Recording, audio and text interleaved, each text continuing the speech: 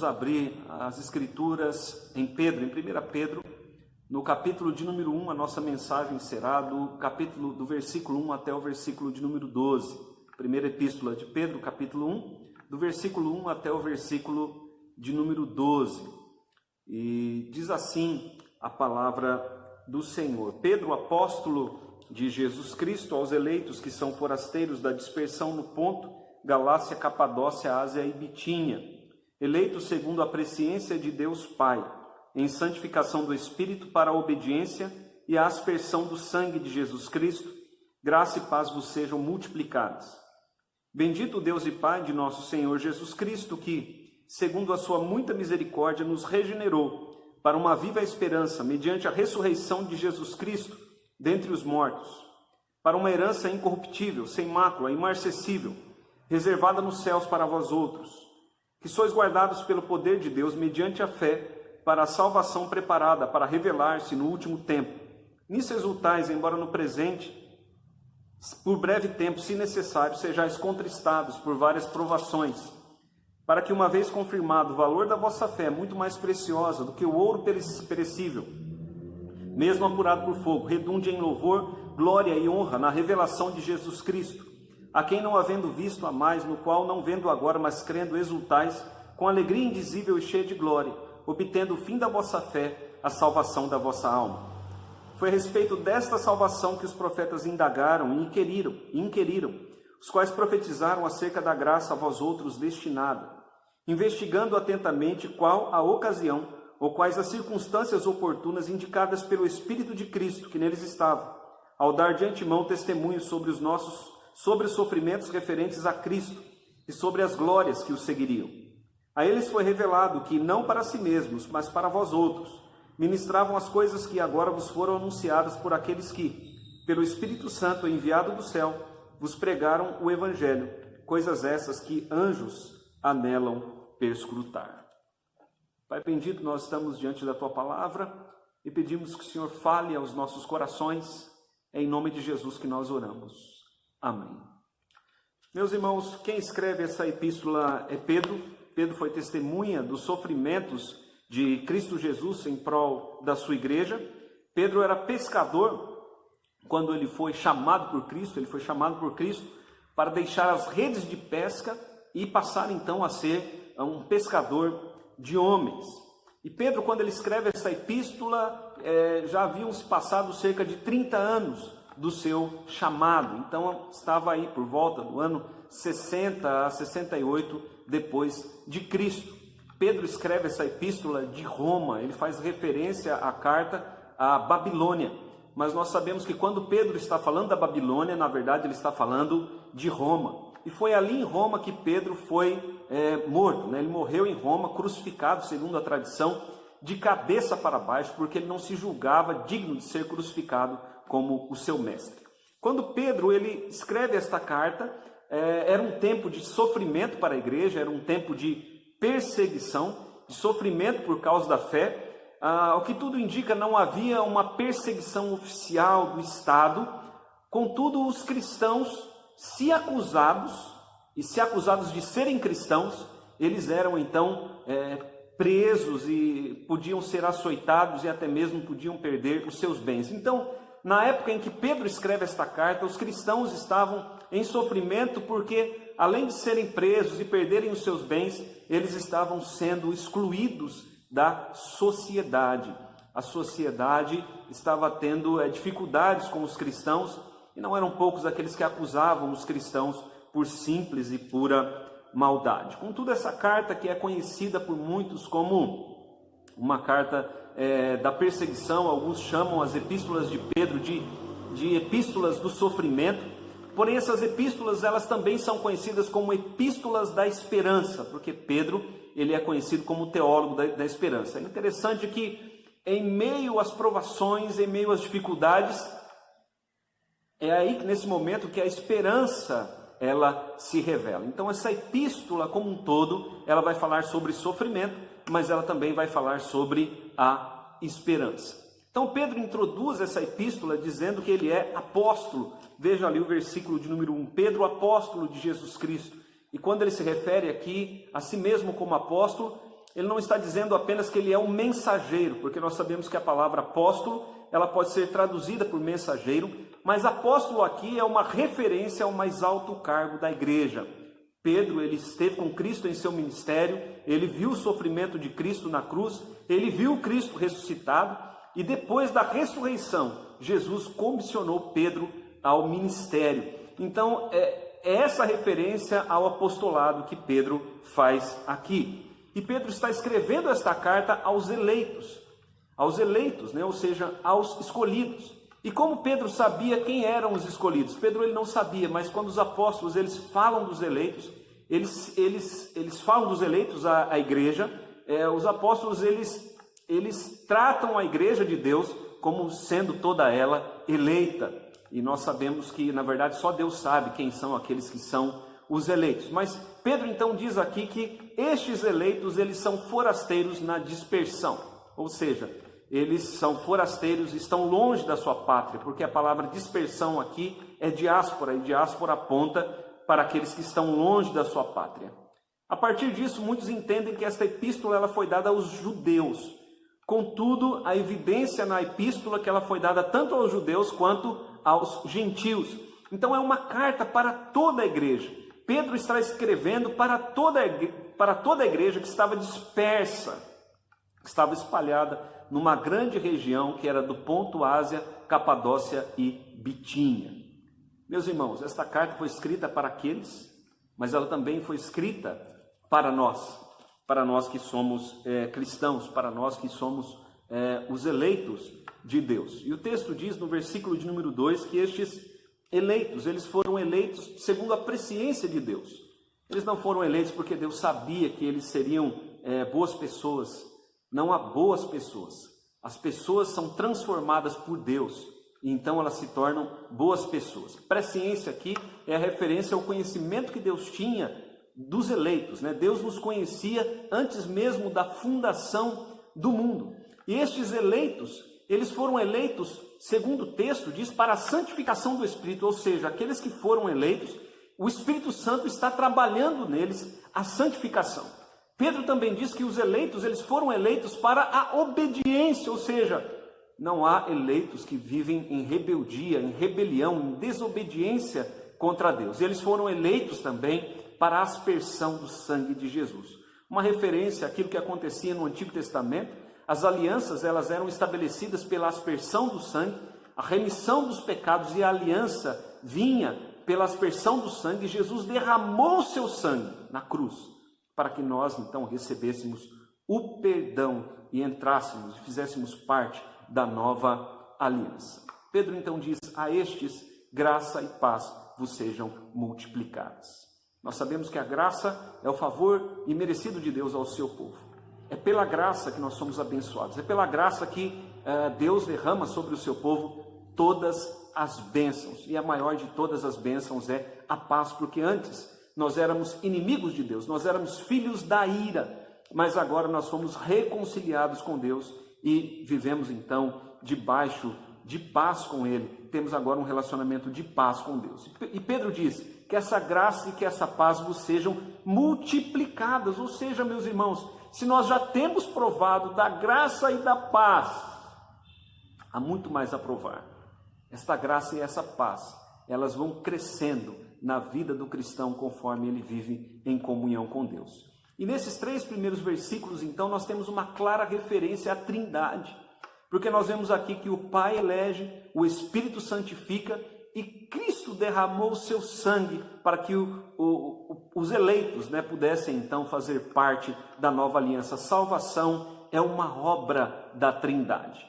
Então, queridos irmãos, diante disso, Pedro nos chama a bendizermos ao Deus e Pai de nosso Senhor Jesus Cristo.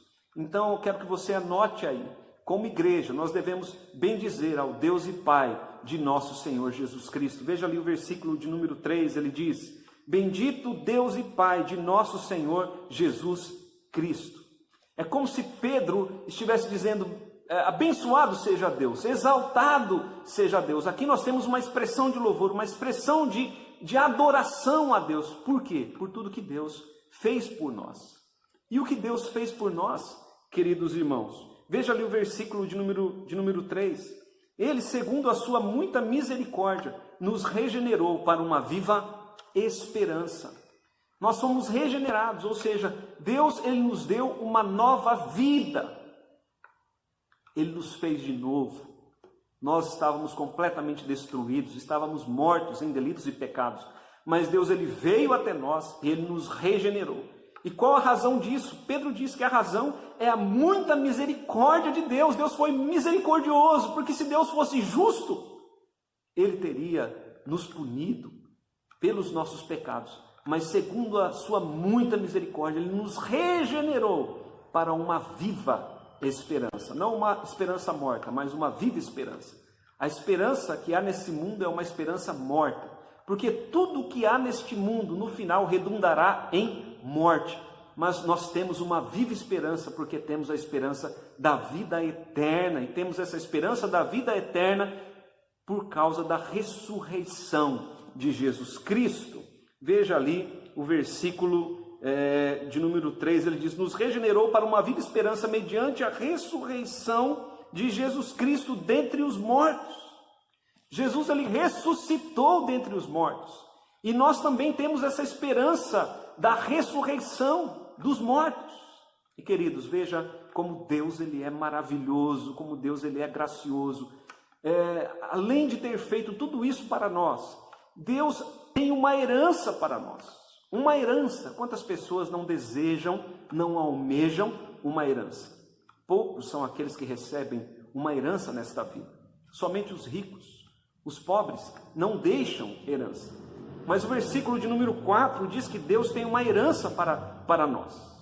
Essa herança, ela é incorruptível, ela é sem mácula, ela é imarcessível. Ou seja, ela não é fruto de corrupção e ela não se corrompe. Ela é sem mácula, ou seja, nela não há nenhuma mancha do pecado e ela é imarcessível. Imarcessível significa que ela não murcha.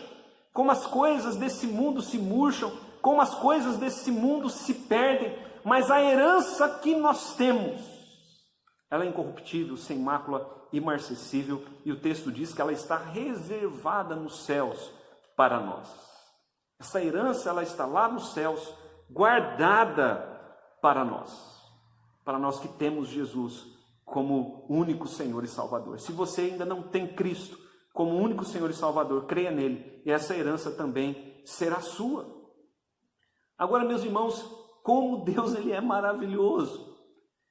Se isso não bastasse, essa herança estar lá guardada, reservada para nós, a Bíblia diz, Pedro nos diz aqui, que nós também estamos guardados por Deus para a salvação. A herança está guardada para nós e nós somos guardados por Deus para essa herança. Nós somos guardados por Deus para esta salvação. Veja o versículo de número 5, ele diz: esta herança está reservada nos céus para vós outros, que sois guardados pelo poder de Deus, mediante a fé, para a salvação preparada para revelar-se no último tempo.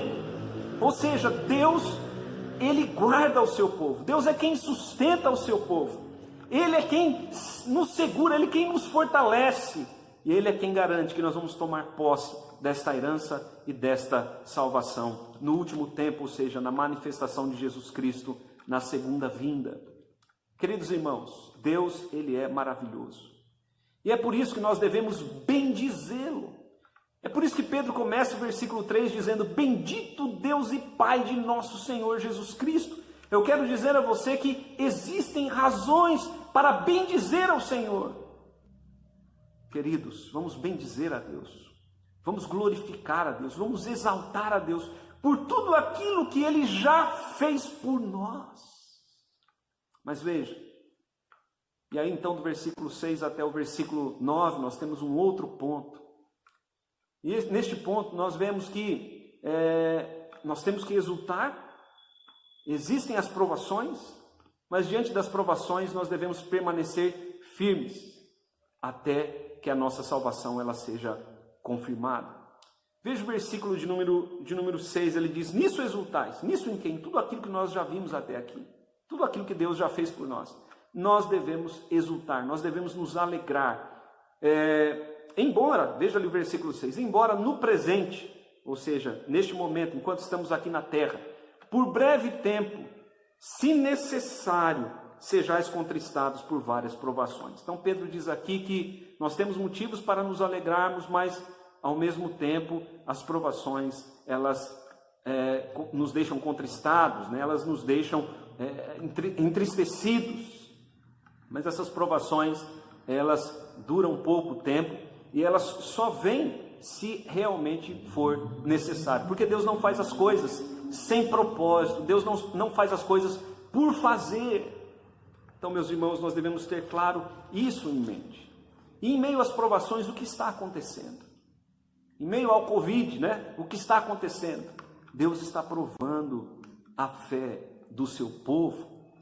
Embora Cristo já tenha feito tudo por nós, e nós sabemos que não podemos acrescentar nada à obra de Cristo, a Bíblia deixa claro que nós passamos por provações aqui, onde a nossa fé é provada e ela precisa ser confirmada.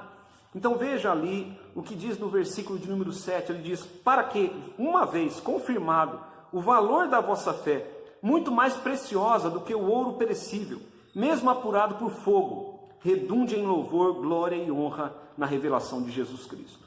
Pedro faz um contraste aqui entre a provação do que o ouro passa e a provação da nossa fé. Nós sabemos que a fé, uma vez provada, ela é de muito maior valor do que o ouro quando ele é provado. Mas veja, meus irmãos, o ouro, ele precisa ser provado. O ouro, ele passa pelo fogo, uma, duas vezes, segundo alguns, até às vezes mais de duas vezes, ele passa pelo fogo para que sejam tiradas as suas impurezas, para que ele seja realmente um ouro puro, um ouro de grande valor. E quanto mais ele é provado, o ouro, maior o seu valor. E assim também, queridos, é a nossa fé. Quando a nossa fé é provada, ela se mostra então valorosa, uma vez aprovados. A nossa fé, ela se mostra de grande valor. O ouro, ele é perecível. A fé, porém, ela alcança a vida eterna. Veja, uma vez que a nossa fé ela é confirmada, ela redunda em louvor, glória e honra na revelação de Jesus Cristo. Quando Jesus Cristo ele voltar, aqueles que foram aprovados, eles irão com ele, eles irão com Cristo Jesus. Queridos, enquanto nós estamos aqui, então nós passamos por essas provações. Nós devemos exultar por tudo aquilo que Deus já fez por nós, porque cremos que é Ele quem nos sustenta na fé, mas nós devemos ter em mente que, enquanto estamos sendo provados, embora contristados, devemos permanecer firmes no Senhor. E é interessante, meus irmãos, que o verdadeiro cristão, o versículo de número 8, que é um versículo de aplicação, este versículo ele se cumpre na vida do cristão, porque mesmo em meio às provações, veja ali, nós não vemos a Cristo, mas nós o amamos, né?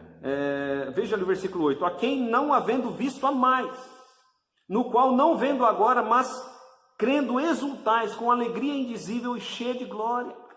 Em meio às provações nós amamos a Cristo, em meio às provações nós cremos em Cristo, em meio às provações nós nos alegramos em Cristo com alegria indizível e cheia de glória.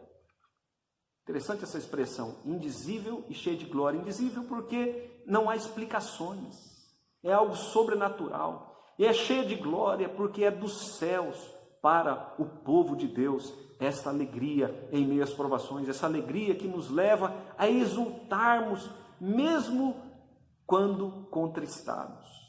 Meus irmãos, veja o versículo de número 9: obtendo o fim da vossa fé, a salvação da vossa alma.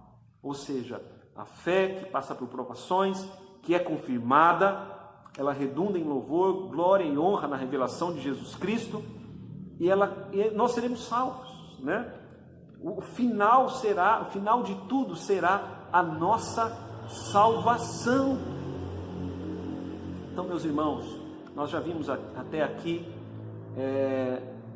a obra da Trindade pelo seu povo, Nós já vimos aqui até aqui que devemos bendizer ao Deus e Pai de nosso Senhor Jesus Cristo, por tudo que Ele já fez por nós. Nós já vimos que temos razões para exultarmos em meio às provas, mas devemos permanecermos firmes, né, até o final. E agora então nós vemos do versículo 10 até o versículo 12 o privilégio que temos. O privilégio que temos, porque veja ali, devemos saber do privilégio que temos. Foi a respeito desta salvação que os profetas indagaram e inquiriram, os quais profetizaram acerca da graça a vós outros destinada, investigando atentamente qual a ocasião ou quais as circunstâncias oportunas indicadas pelo Espírito de Cristo, que neles estava ao dar de antemão testemunho sobre os sofrimentos referentes a Cristo e sobre as glórias que o seguiriam. Ou seja, os profetas, eles indagaram, eles inquiriram, eles buscaram conhecer a respeito dessa salvação, eles receberam a revelação dos sofrimentos de Cristo e das glórias que se seguiriam após esse sofrimento. Os profetas, eles anunciaram isso, mas queridos, tudo isso não era para eles, era para nós. De uma forma indireta era para eles, mas de uma forma direta é para a gente. Porque veja o versículo de número 12, diz: a eles foi revelado, não para si mesmos, ou seja, mas para vós outros, ministravam as coisas que agora vos foram anunciadas por aqueles que, pelo Espírito Santo, enviado do céu, vos pregaram o Evangelho, coisas essas que anjos anelam perscrutar. Tudo aquilo que nós falamos aqui, que Deus ele fez por nós, que a Trindade tem feito por nós. Meus irmãos, isso é algo que deixa até mesmo os anjos maravilhados. É um privilégio que temos sermos salvos, é um privilégio que temos esta salvação. Então, para concluirmos essa mensagem, eu quero dizer a você que Deus ele tem trabalhado na vida do seu povo nesses dias. Deus ele nos elegeu, o Espírito Santo nos santifica dia a dia. Nós estamos numa aliança com Deus pelo sangue de Jesus Cristo. Agora, queridos, nós devemos bendizer ao Senhor. Não devemos reclamar, devemos bendizer ao Senhor. E em meio às provas, ainda que contristados, nós devemos exultar por aquilo que Deus já fez por nós e por aquilo que Deus tem feito por nós e por aquilo que Deus fará por nós. Ele é o Deus maravilhoso e gracioso sobre o seu povo. Que Deus abençoe a sua vida, que Ele abençoe a sua família. Vamos orar nesse momento. Pai querido, em nome de Jesus Cristo, nós te agradecemos por esta palavra. Os dias são difíceis, a fé está sendo provada, mas nós sabemos que em Jesus somos mais do que vencedores. E nós te louvamos, ó Deus, porque em meio a tão grandes provações, é o Senhor quem nos sustenta, é o Senhor quem nos guarda. Ó Deus amado, ensina-nos a descansar em Ti. Que o Senhor abençoe o seu povo, que o Senhor abençoe as famílias desta igreja, que o Senhor abençoe as famílias da nossa cidade. É a oração que nós fazemos em nome de Jesus.